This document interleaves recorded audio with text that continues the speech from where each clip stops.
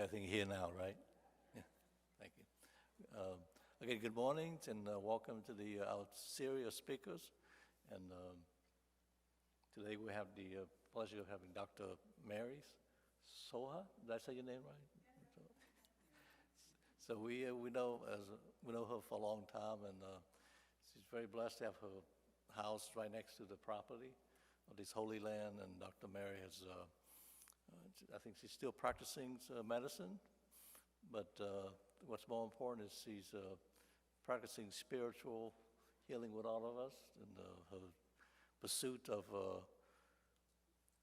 the sanctity of St. Augustine, and share her faith and her work. So, and she had done many research, and also she was the cause for the I can't remember the term exactly, the official for responsible for the cause of the Florida martyr. So she's done a lot of work and her time and effort, and her house is always open to all of us. So, and so now she's going to feed us spiritually. Dr. Mary, yes. Well, I was going to set up over here, but that podium's too small because I'm going to get crazy. So, no, I'll come over here because I think I can use the microphone for the filming. That's okay. That's okay, Joey. I'll go back over and see Our Lady. Good morning, everyone. Good. Is that a good group? You can come closer. I'm a storyteller. I'm very casual. I won't call on you. I promise. Wow. So the title of my talk today is Juan Diego and Our Lady of Guadalupe. And I was asked to focus a little more on Juan Diego, but as I was getting into developing the talk, I realized I really need to focus on the Nahua people, the culture that Juan Diego came from, so that we can truly understand how miraculous this Advent event was, especially for the history of man.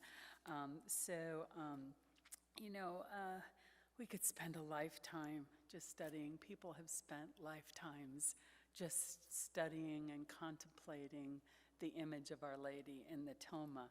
I have probably 3 shelves of research on Our Lady of Guadalupe at my own house, and the research still continues, and the science is amazing. And I'm not going to talk about any of that this year. I did that last year, but I'll stay after if anybody has questions and wants to know anything specific. I've had the grace to study with Dr. Laura Basuto, who was the PhD in textiles that studied the actual cloth of the Toma. Dr. Jose Tunsman, who I love, he was the PhD in optics who did the study and pulled out the images not only in Mary's right eye, but in her left eye as well, and found that they were corroborating. Dr. Fernando Olleja, he was the mathematician and astronomer, and he's credited with 2 things on the Toma. He found the star pattern on the Toma was the exact star pattern of the sky over Mexico on December 12, 1531, but you had to be in the heavens looking down, not on the ground looking up. And the second thing that he's credited with as a mathematician was looking at the Toma and seeing a binary pattern in the flowers and the stars, and he was able to pull out the music of Guadalupe from that. So if you go online, you can Google music of Guadalupe or music of the Toma, and you will hear a supernatural music. It's in perfect phasic harmony. It's the music that we believe that the angels sang at the Nativity. So it's quite phenomenal to find this.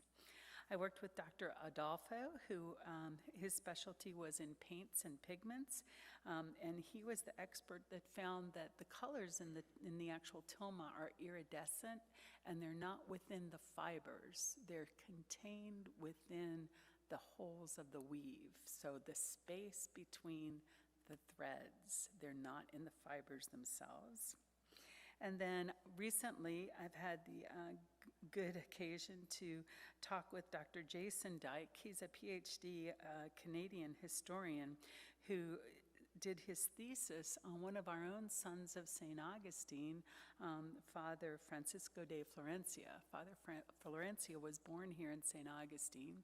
It was his family that was martyred in 1647 outside of Tallahassee. He was in Mexico, though, and he is the one who presented the story of Our Lady of Guadalupe to Rome in 1680, where she was formally declared the first Marian apparition of the Catholic Church. So I'm going to do a little commercial. I like to do commercials in my talk, just when there's areas of interest or things that I find. And I want to talk a little bit about language and the truth of her title, Guadalupe. Our Lady only revealed her title to Juan Diego's uncle, Juan Bernardino, when he was on his deathbed. Mexican and Nahua language scholars today believe that Our Lady pronounced the word as an Arabic word, and that Guadalupe in Arabic actually means riverbed or conduit. And the full word in Arabic is Wadi Alub. So you can see how the Spaniards and some of the interpretation of the phonetics of the Nahua people could go from Wadi Alub to Guadalupe. But the important thing that is stressed by the Guadalupan scholars is that we understand it was in Arabic that she said her title. She wanted to show that she was the riverbed or the conduit to heaven. So today, before we talk about who is Juan Diego, I wanted to introduce the Nahuan culture and their amazing spirituality. I'm going to read from my notes, because if I don't, I'll start talking with my hands, and we might be here for 2 years. So I've learned that I have to read from my notes. Another commercial here is I want to clarify this concept of the Aztecs. Whenever, like even poor Bishop Estevez on Wednesday, he did the mass here for Our Lady Guadalupe, and he was talking about the Aztecs. Well, that's what we've all come to learn in our elementary and high school history, and sometimes even on into college history. But the truth is that the Aztecs were a warring people that came from somewhere in the area we now call the southwestern United States. And when they invaded Mexico, they only captured one of the 5 Nahua kingdoms, and that was the Kingdom of Mexico.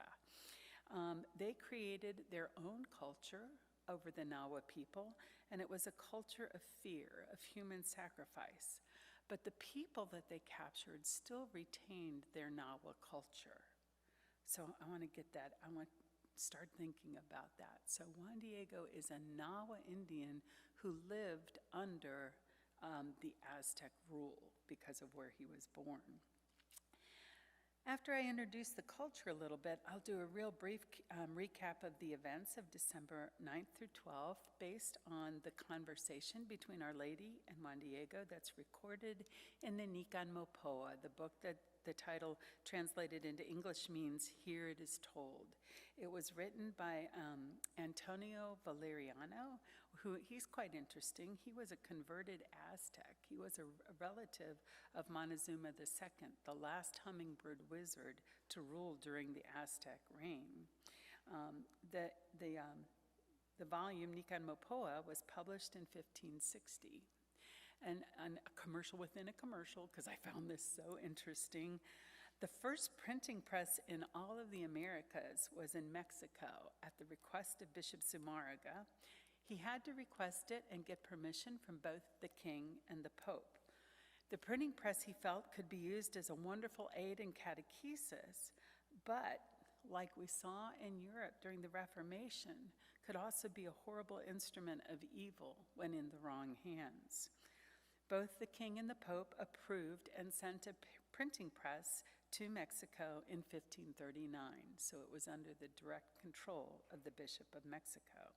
It was the only printing press for quite some time, and even until into the 1600s, Mexico, under the Bishop of Mexico, was the only place where you could send things to have them printed in the New World, and that was so that Spain being Catholic and the church could keep track of what was being printed, what was being published. So it was very important in those times.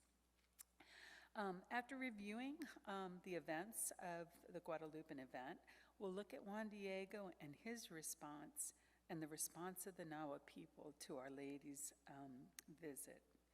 So in this Advent season, as we go through this encounter with Our Lady, let us recognize one of the things I found very interesting is that when we're studying this Guadalupean event, all of the scholars refer to this as the advent of the Nahua people. But in their advent, they look at it as God preparing his people for their conversion. And that's what we believe about Advent. If we read the Old Testament, God is preparing the Jewish people for the Messiah. Whether they accepted it or not is another thing, but he spent thousands of years preparing them. And so for the Nahua people, and for them too, it was thousands of years, but they believed in one creator God. And if we believe in one creator God, it just makes sense that God would find a way to communicate with all of these vast civilizations until they could be introduced to his son, Jesus Christ, who unifies us as the body of Christ. So for the Nahua people, we're going to get into that right now, the Nahua culture, it can be traced back to the pre-Olmec and the pre-classic Maya times, and we've been able to trace their spirituality as far back as 2500 BC. So that's a lot of stuff, and all this is fairly new. I mean, most of this research in Mexico was hidden, destroyed by the Calais Empire during all the Mexican Revolution. They were trying to stamp out anything that would show this development and belief in a one true God. But all of a sudden, all this research is just showing up. The Nahua language and kingdoms themselves began around the year 600 AD, and the culture in its purest form lasted until the year 1521, when it began to enculturate Christianity. The Nahua people are amazing for me. Within every kingdom, each citizen, every person in the kingdom was called a citizen. They were all highly educated, contemplative. They thought of the things of the one supreme God. Their holy men were called poets or singers because for them to find truth in the world, you found truth in the world in beauty and song, flowers and song. The song of the Nahua people, and it was called the Song of the Nahua people, read much like our own creed today. And was taught even to the youngest children, beginning at age 3. The children went to a very disciplined school. Their insight into the things of God became known as the pillars. So they had 4 pillars of their spirituality. In their growth toward learning and knowing the omnipotent and eternal God, they developed over time these 4 pillars, which were able to instruct one on their own journey to gain admittance to the flower world paradise, or to heaven. So their word for heaven was the flower world. The first pillar is called the transcendence, and this is the immutable perfection that you can see in the world around them. Beauty that was found in flowers and songs, truth, which was an absolute, was not relative at all, and goodness. Goodness for them corresponds to our understanding of caritas, to live a life of love and compassion. A Nahua person had to recognize these 3 attributes in the world around them, learn how to seek them out, and how to be thankful for them. That was part of their spirituality. The second pillar was that belief that was accepted that there was a life after death, and that this life was eternal and was meant to be lived in the flower world paradise.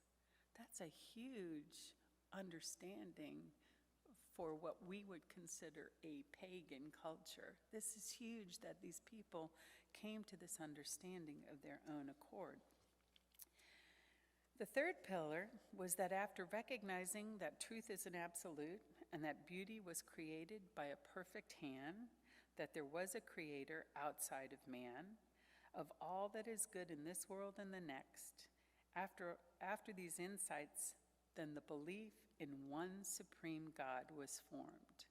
This belief showed that he was the owner of the world, he was the God of far and near, the Lord over all the earth. And this is kind of in contrast to the Euro-Caucasian way of defining God. The Euro-Caucasian way, or the Judeo-Christian way, has always been, we know God, we have God, and so all of you other pagan traditions, you don't know God, and so you're idolatrous. I mean, that's a short summary, but that's pretty much how we've all been taught to look at these civilizations.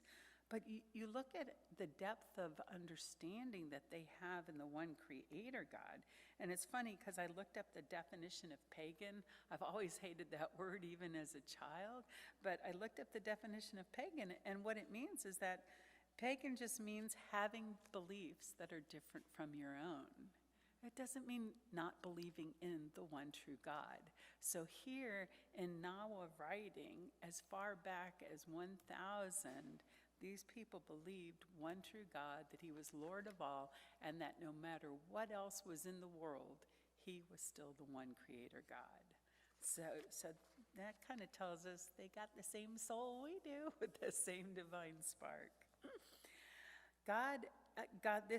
This supreme God, is depicted by the Nawi Olin. The Nawi Olin is a solar flower.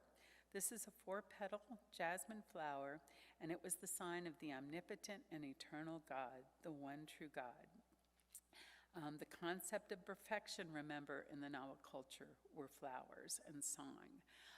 If you look up close at the image of Our Lady of Guadalupe underneath her belt, you will see the 4-petal flower, the Nawi Olin. When a Nawa person looked at this image, they knew automatically that she was the mother and was pregnant with the one true God, just by that one symbol there.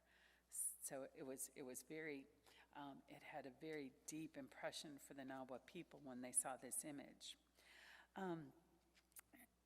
Another little commercial. Well, modern history is always trying to say that these cultures worshipped others or lesser deities, or they had idol worship or false worship. And I think, okay, that might be true for some of the things that were in dark magic or in the world of evil. But there are a group of us as sacred historians that feel that people were using these images, or what have been classified in traditional history as idols. They set up altars to these images as reminders to be thankful for the great gifts of the one true God. So think of all the altars in our own spirituality that we have to the Blessed Virgin Mary, to some great saint, to the archangels. Does any of these altars, does that undermine our belief in the one true God? It doesn't. So I really think when we look at history, we have to really clear our minds and not go in with this prejudicial look that we've been conditioned to live with, that these people didn't worship these things. It was a reminder for them to say thankful to the one true God. Now, the development of the 4th pillar. This is a major breakthrough, I think, for a civilization that wasn't exposed to Christianity, wasn't exposed to the Jewish culture, that we know nothing about God's direct intervention into their culture, but I think we can see it in the development, especially of the 4th pillar. The route to the flower world, or to heaven, was believed to be a straight path that once you died, you went inside this mountain and you took a straight path up the mountain to the pinnacle of the mountain where heaven touched the earth, and you just had a change of address. You went from the earth into heaven. And by the 1300s, the Nawa philosophers, the poets, realized that because of humanity's unworthiness, they could never reach the flower world heaven on their own. That's huge. Their sinfulness, even when they admitted it, when they made reparations, their own sinfulness was the block to their path to heaven. They could not do it without divine intervention. They made this revelation on their own. Well, we know God was with them, but another culture is paralleling what the Jewish people learned over time. This is the foundation of the fourth pillar, that we are unworthy and that we need divine intervention. One must be worthy to enter the flower world paradise, and the only way you could achieve this was through God directly on behalf of each individual. This gave rise to the hope of the Nahua people, the hope that we have during Advent, that they would one day be redeemed by the supreme God. These four conceptual pillars serve to prepare the indigenous people in their minds and hearts and souls to be ready to accept the gospel of Jesus Christ. Their Advent lasted thousands of years. So just a quick review. I'm sure a lot of you know the Guadalupean story. I always get confused how many times she talked to Juan Diego on which day, and so I thought I would just do a little recap, and especially using some of the dialogue that's been recorded in the Nican Mopoa between Our Lady and Juan Diego. So the first day of the apparitions was Saturday, December 9th, 1531, and this is quotes, "It was not yet dawn. Juan Diego is coming in pursuit of God and his commandments. Birds more beautiful than anything seen or heard are singing on top of Tepeyac Hill. Juan Diego thinks out loud in response to this beauty and song. By chance, am I worthy? Have I deserved what I hear? Am I possibly in the land of heaven?" He truly thought he had just somehow died and made it to heaven. He meets a maiden on the top of the hill, someone of perfect grandeur which exceeded all imagination. The stone on which she stood was giving out rays of light. The earth seemed to shine with the brilliance of a rainbow in the mist. I love the words, how they capture the brilliance of God. A rainbow in the mist tells you what does water do with prismatic light? It magnifies it, right? It just shows the colors more vibrantly. And so to use that kind of language to say this was a woman that was heavenly in nature. Our Lady asks Juan Diego, "Where are you going?" Juan Diego responds, "I am going to follow the things of God that are taught to us by the ones who are the images of our Lord, our priests." Wow, that's huge. Do we always remember our priests like that? So she told Juan Diego, she said, "Please ask the bishop, build me a sacred little house in which I will show him. I will exalt him. I will make him manifest. I will give him to the people." She's talking about her son.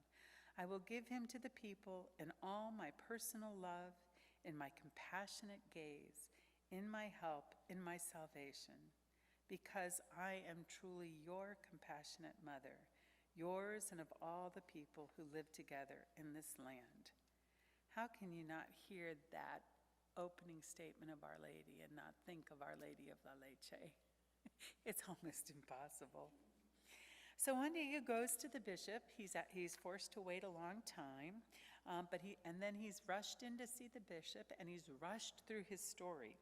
He presents his story, and the bishop doesn't just wave him off, but he invites him to return again to tell the story in more detail. Juan Diego, however, sees that he's totally disappointed Our Lady, and he travels back to Tepeyac that same afternoon, feeling very despondent.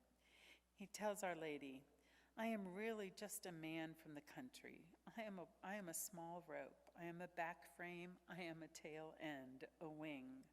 I am a man of no importance. I myself need to be led, carried on someone's back. And so Our Lady responds, said, "It is necessary that my wish, my will become a reality, to be carried out through your intercession alone."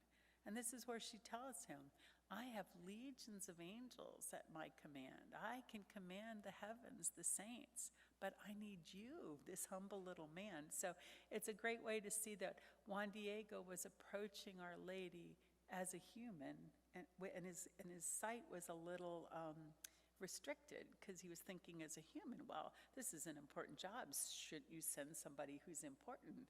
But what's important in God's eyes isn't always what's important in our eyes. So I thought this was a good contrast here.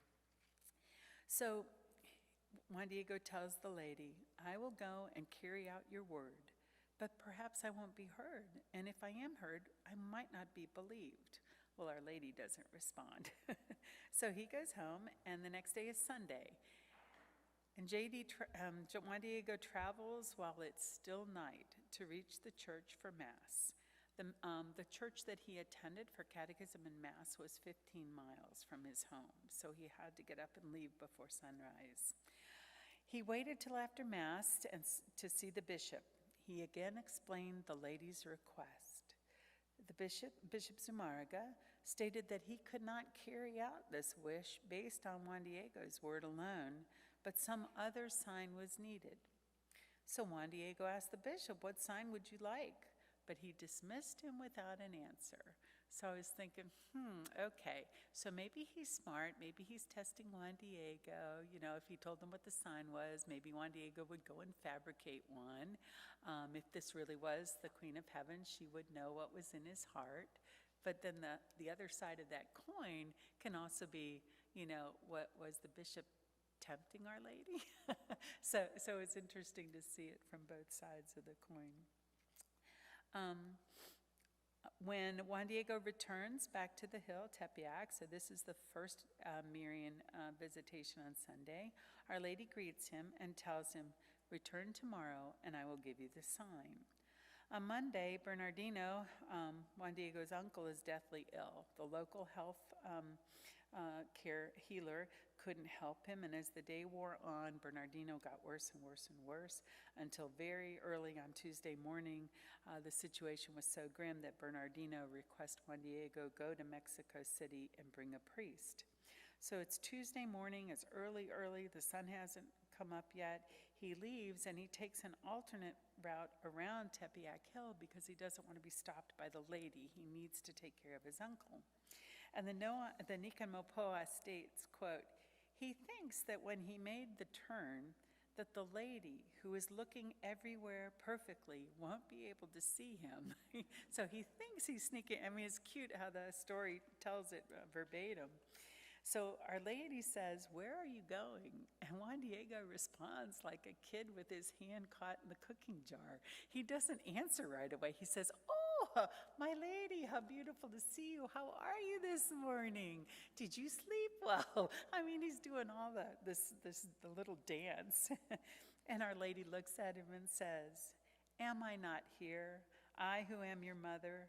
Are you not under my shadow and in the hollow of my mantle? Are you not in the crossing of my arms? Do you need something more?" And with that line, it's such a poignant line because it makes me think of Adam and Eve. Here they are in the Garden of Eden. They walk and talk directly with God. They stand in the presence of God. They don't have original sin. And I'm thinking, how could you possibly want something more? So it speaks to our human frailty. Bernardino, at this very moment when Our Lady is asking Juan Diego that does he not know he's in the folds of her mantle, at this very moment, Juan Bernardino is cured. And it's to his uncle that Our Lady gave her name. She told Juan Bernardino, "I am Guadalupe." Juan Diego is directed by the lady to the top of Tepeyac Hill, which is a cold, dry, and rocky place and very salty, sandy soil where nothing but weeds grow, and it's now winter, so nothing should be growing. but he finds different kinds of flowers. He puts them in his tilma, so it's different kinds of flowers. The Nikan Mopoa does say that there were Castilian roses, but there were more than roses. And we've been able to prove that using an anthropological botanist who's been able to pull the seeds and the pollen off of the tilma, and he's been able to prove that the flowers that Juan Diego picked, that Our Lady arranged, were flowers from every continent in the world. They were wildflowers. So he finds these different kinds of flowers, and she arranges them with her own hands. Here she is directly helping Juan Diego help the bishop to understand that she is the conduit physically interacting in this world. She's the conduit from man to God and from God to man. This is what the Nawa spirituality had prepared them for.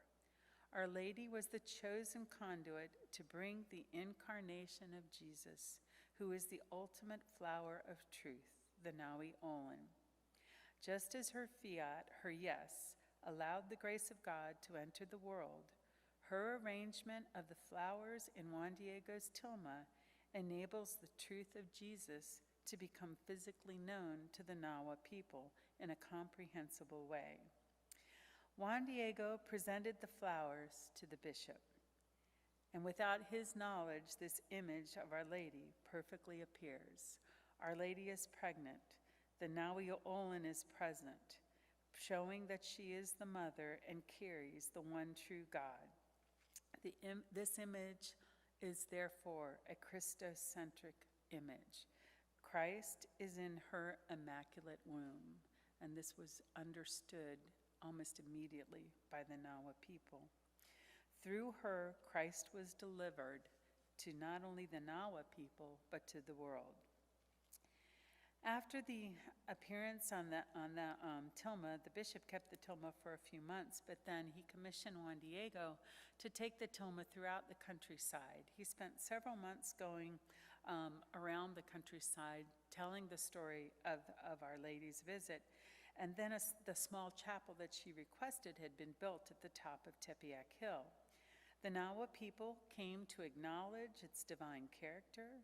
They came to offer her their prayers. They came to marvel at the miraculous way that she appeared, since absolutely no one on earth could have painted it. There was this realization that through her, the divine intervention needed to become worthy to enter paradise was brought into the world. Now, on December 12th in Mexico, several other things happened that are pretty significant. There was a comet, there was an earthquake, and there was a total eclipse.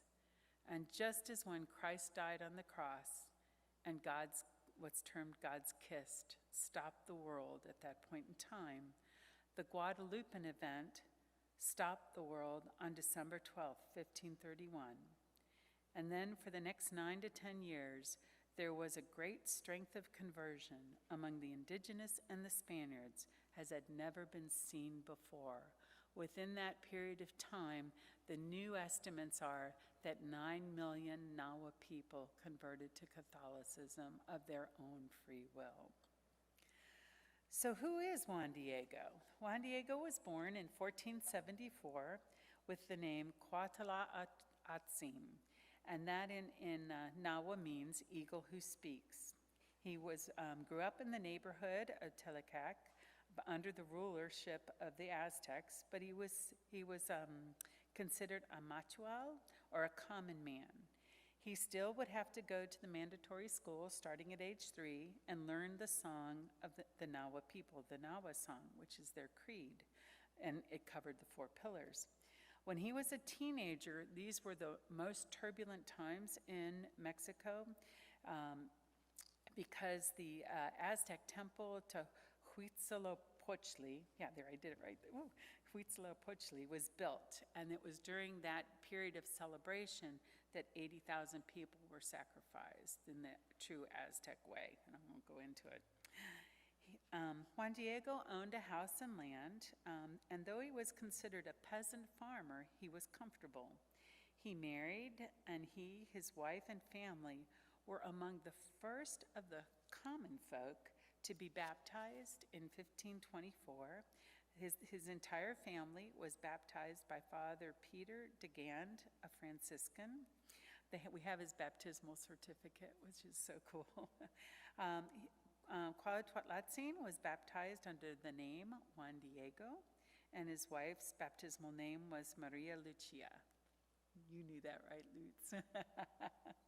Is it in the book? No, it's not in the book, okay. 5 years later, his wife died, and he and his uncle Bernardino merged their properties. He was 57 years old at the time of the Guadalupean event. His parish priest considered him poor but worthy of respect. He was said to be a quiet and honest man with a contrite spirit. He frequently attended Mass and catechism and was usually found in deep contemplation during those 15 miles he walked to and from Mass.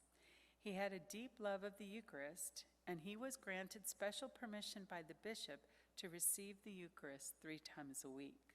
Back then, it was rare to receive the Eucharist once a month for the indigenous people. So you can see what a great honor, even before the Guadalupean event. He was a very humble man. After the Guadalupean event, he spent a short time as a pilgrim introducing the tilma to the Nahua kingdoms. Then he lived out the rest of his life as a hermit in the small hut next to the little chapel that had been built for Our Lady on Tepeyac Hill. He cared for the chapel and the pilgrims until his death at the age of 74 in 1548.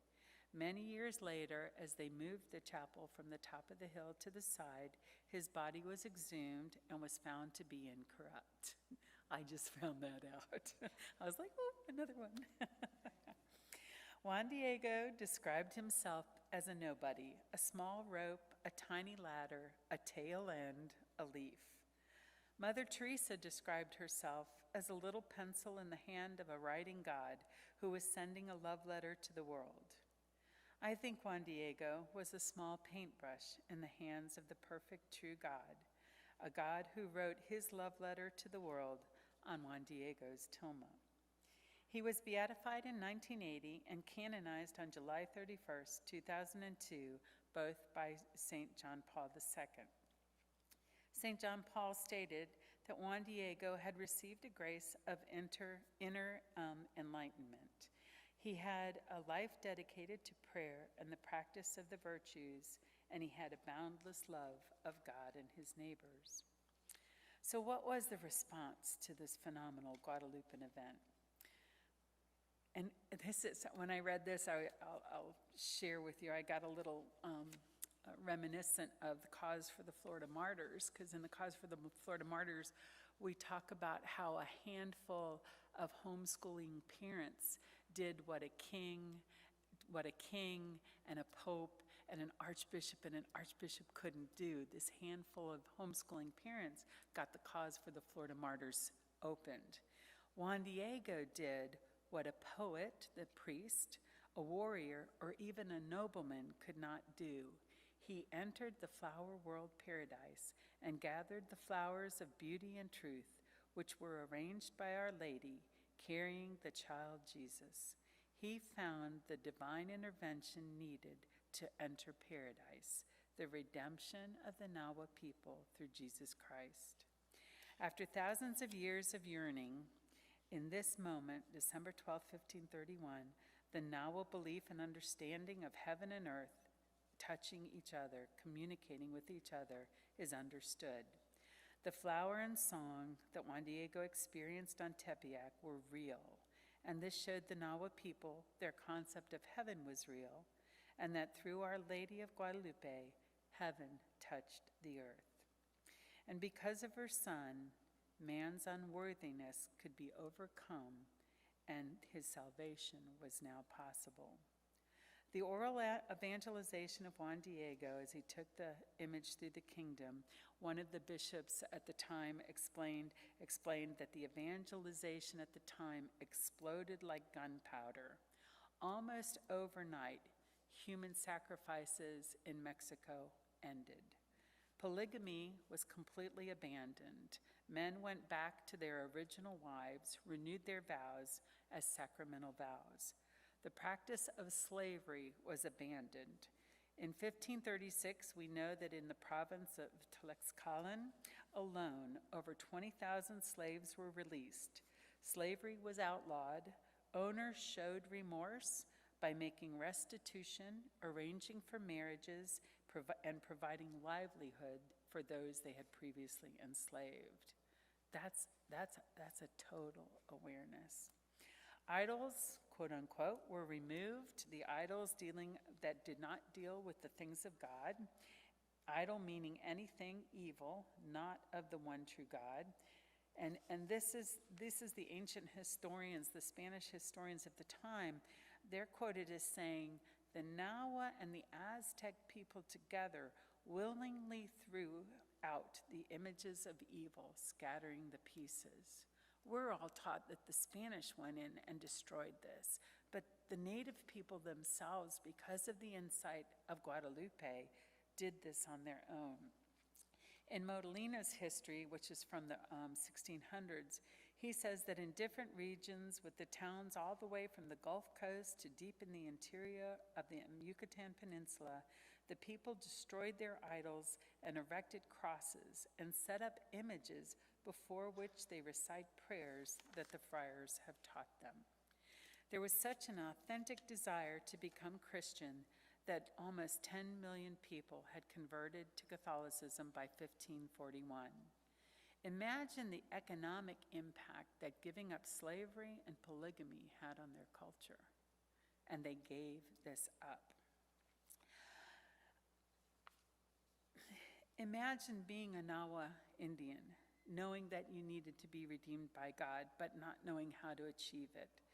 And then the Franciscans come and teach the Catholic faith, share the sacraments, and the great sacrifice of God's Son for the redemption of man. All you have known since your childhood, and your parents and your grandparents before them, all your hopes are now within reach. This must have been totally astonishing and overwhelming. To discover that the one supreme God gave us baptism as a means to break down the barrier of sin that separated mankind from paradise. The message preached by the Franciscans to convert, to do penance, to amend their lives, and to be baptized provided to be their template for action. And Our Lady was the bridge. She was the riverbed, the conduit. She brought man and God face to face with each other. This is only a small look at almost 3,000-year history of the Nahua culture's advent. Today, we are consecrated, along with all of the Americas, to Our Lady of Guadalupe. We have been prepared. We are able to entertain the hope of heaven because of Our Lady's yes. We are able to gain the worthiness that we need to stand in God's presence through the grace of baptism, the sacraments, and our own total surrender. And I'd like to end with a little prayer that was written in 1756. Happy America, favored Americans, America loved by Mary. From the beginning in promise and prophecy, later on in doctrine and definition, and now and always in devotion. His way to us is our way to him. His mother, our mother. Our Lady of Guadalupe, pray for us. Amen. Okay, I don't know what time it is, so somebody tell me what time it is. Nobody has watch? 10:20. Woohoo! I did it in less than an hour. Okay. That's why I need the notes. Some really phenomenal books that are available. A short reading is Our Lady of Guadalupe and the Conquest of Darkness by Warren Carroll. He's the gentleman, convert to Catholicism, who founded Christendom College in Front Royal, Virginia, that looks at history as sacred history. It's a phenomenal book. If you're interested in a brief but very accurate overview of the Guadalupean story, of the science in the tilma as we know it up until today. This book is excellent. It's called The Guadalupean Mysteries, Deciphering the Code. It's by two Polish gentlemen, Gorny and Rosakan, but they have all of the scientists that I introduced you to at the very beginning, and this is it's a good book to have. Knights of Columbus has Carl Anderson, as Supreme Knight, wrote a book with Monsignor Chavez, Guadalupe and the Civilization of Love. That's a good modern day look at the impact of Our Lady of Guadalupe. And they have a very small little handout, The Woman Who Changed the Face of a Hemisphere. And this is just a nice thing to have for quick reference and things like that. And if you really want to get into all of the Nawa history and the way this culture was prepared by God for the arrival of Our Lady and the, what would you say? The infant Christ? He's in her womb at the appearance. But the title is Guadalupe and the Flower World Prophecy, and the subtitle is How God Prepared the Americas for Conversion Before the Lady Appeared. So these are two independent scholars that put together a lot of the known archaeological and historical knowledge about the Nawa people and came to the same conclusion that these people, God communicated directly with them and prepared this civilization and this culture for God coming into their world. So, any questions? Oh, nice. Okay, you get one. No.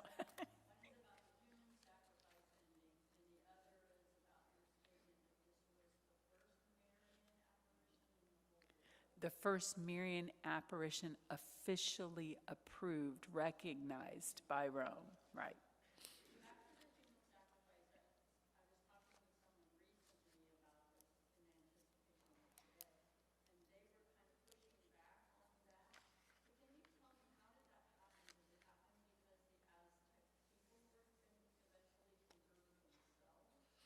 Well, I mean, how did it happen? I was divine intervention. I mean, the historians are now saying that after the Guadalupean event, see, and the hard thing is people confuse 1521 with 1531. In 1521, when Cortez didn't defeat Montezuma II. That would be crazy. He only commanded 205 sailors, and he's looking at a civilization of millions. But the Nawa people saw with Cortez and this bringing of the faith that the Nawa tradition and belief that God would come and rescue them from the Aztecs, that had happened. So 250,000 Nawa people united with Cortez to overthrow the hummingbird wizards. So that overthrow happened in 1521. It was very hard on that culture because that culture was both Nawa and Aztec. So a lot of the foundation of their economics, their belief system, all their structure was destroyed like overnight. And so they weren't sure. They were worried that if they didn't keep feeding their gods human blood, that the world was going to completely be destroyed. And so there was a lot of confusion. And it wasn't until Our Lady, with Christ present in her womb, solidified the concrete physical belief that this should not be happening. Question? Yes, ma'am.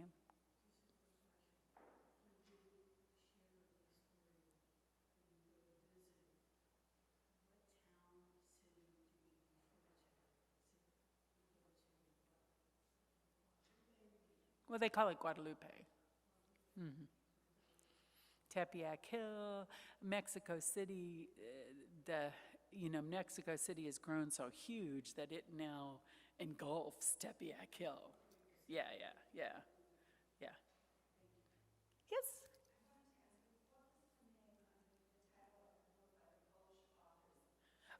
by the Polish gentleman, Guadalupe Mysteries. And then the subtitle is Deciphering the Code. Okay, oh.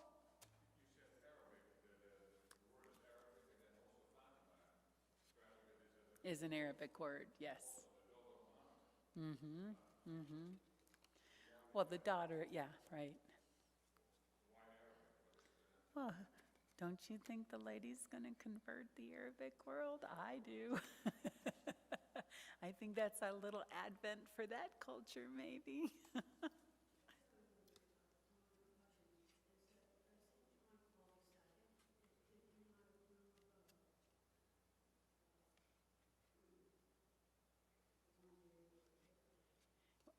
John Paul was the Pope throughout the entire process of canonization for Juan Diego. His cause wasn't open until 1997. He was beatified, whatever I read, and he was canonized in 2002.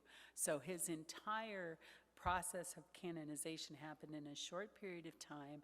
Monsignor Eduardo Chavez was the vice postulator for the cause throughout the entire time. John Paul II had a huge, huge devotion and relationship with Our Lady of Guadalupe.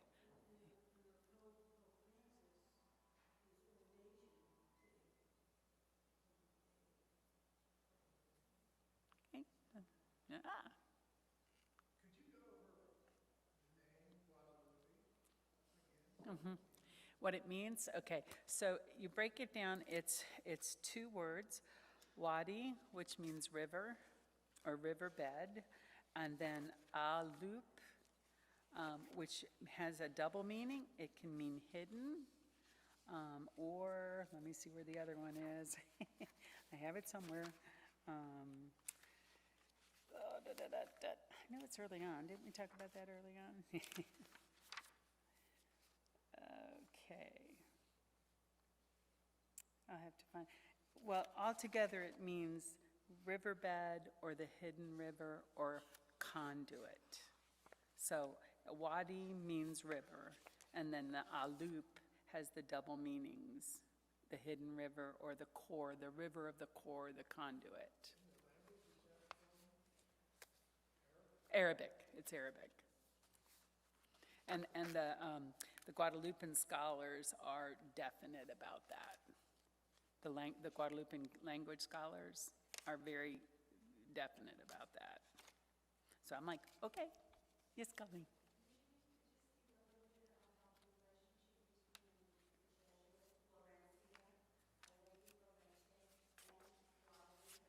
Sure.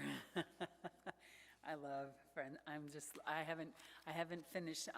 Jason Van Dyke is in the process of publishing. He took his thesis paper on Francisco de Florencia and is writing a book. So it should be published soon. I can't wait to get hold of that. So Francisco de Florencia was the oldest son of the lieutenant governor of Florida in the 1630s and 40s. And his name was Claudio de Florencia. Claudio de Florencia was a second generation Creole. So his parents were born here in St. Augustine. Claudio was born here in St. Augustine. All of his children were born here in St. Augustine, his grandchildren. He discerned a vocation to the Jesuit priesthood, so he left here at an early age. I think he was 11 or 12 when he left St. Augustine to go to Mexico, where the Jesuit seminary was. So he studied, the rest of his life. He was in Mexico, Spain, and in Rome. In 1980, he was assigned to the Episcopal See in Mexico to gather all the known information, eyewitness accounts about Our Lady of Guadalupe. He put it together in a book called The North Star of Mexico, which Lutz is actually translating for us into English because it's never been translated into English before. But that book became the reportatio, the position paper that Rome used to declare Our Lady of Guadalupe is the first officially recognized Marian apparition, so he's given credit for having Our Lady of Guadalupe. He's one of our own sons, and so I can't help. I always go back to where Our Lady, she asks for a chapel to be built, a small house where she will show all of her love to the people, but she also asks for a chapel to be built where she will present her son to the new world. And where's the first place that this pregnant woman who's freshly delivered, where's the first place she's formally recognized with the level of a shrine?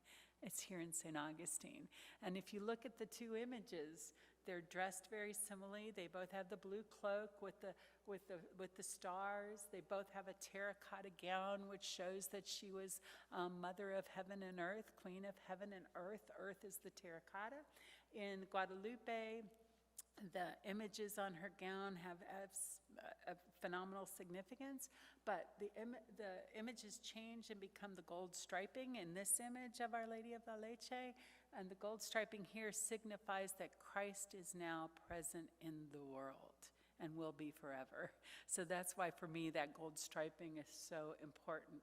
They both have a head tilt of, I think it's 26.5 degrees. It's whatever the degrees actually are, but it's the axis of the earth. They both have a beautiful maternal gaze that when you're up close, you feel like she's looking directly at you. With Our Lady of la Leche, she's looking at you and Christ almost at the same time. What else? In Our Lady of Guadalupe, the only thing that's the original color of the tilma is the little brown shoe on her right foot.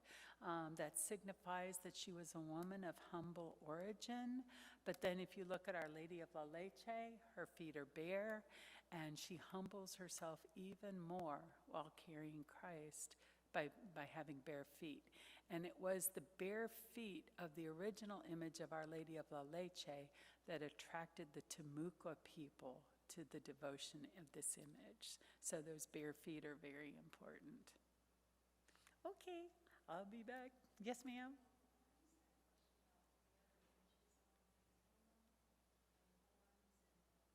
Horns, that's the moon. That's the moon, not horns. Yeah, that's the moon. She's the mother of the apocalypse, yeah.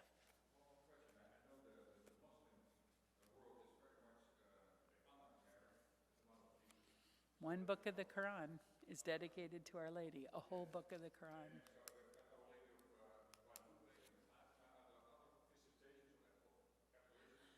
There's two main Christian shrines that are held in communion with the Muslim world. The first one is the Milk Grotto outside of Bethlehem. The second one is Our Lady's home at Ephesus, her place of dormition. Those are two of the major Marian shrines for the Muslim world. And I was doing some work on Ephesus. Pardon? No, I mean, I haven't studied that yet. I don't know. I couldn't say for sure. I haven't studied that yet because I'm working on Sister Marie Gramsci's cause for canonization. She's the French sister, daughter of charity that found Mary's home at Ephesus after it had been lost since the Council of Ephesus based on Catherine Emmerich's visions. So anyway, all this is, I know it's kind of cool stuff. It's a wild ride. All right, I'll if anybody wants to come up to the image, I'll be happy to point out the Naviolan and go over a few other of the symbolism, the language, I would say language in the Toma. Colleen, I have your book, okay?